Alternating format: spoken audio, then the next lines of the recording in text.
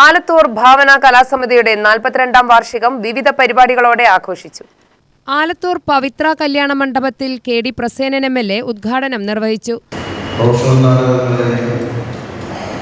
അതിന്റെ പ്രധാനപ്പെട്ട പ്രദർശനങ്ങളിലൊന്നായി ആലത്തൂരിനെ മാറ്റാൻ ഭാവന കലാസമിതി പരിശ്രമിച്ചു.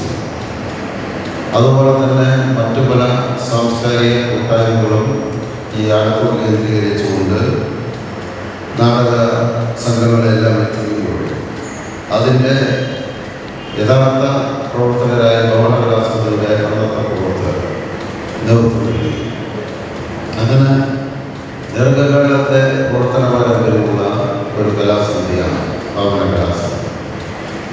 ആ കലാസമിതി അവിടെ പ്രവർത്തനങ്ങൾ അവരാഗ്രഹിച്ച രൂപത്തിൽ മുന്നോട്ട് കൊണ്ടുപോയി.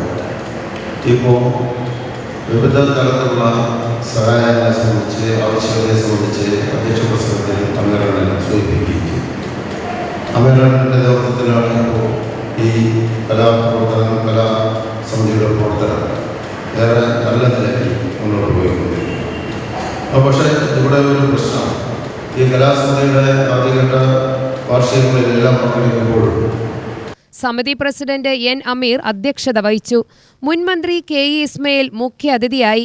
ആലത്തൂർ ഗ്രാമപഞ്ചായത്ത് ആരോഗ്യ വിദ്യാഭ്യാസ standing committee chairperson Manikandan, artist Liya Anshad, C Jayapalan, Chandran Paruvakkal എന്നിവർ പ്രസംഗിച്ചു. നാടൻപാട്ടും നൃത്തനൃത്യങ്ങളും തിരുവാതിരക്കളിയും അരങ്ങേറി. UTV news, Palakkad.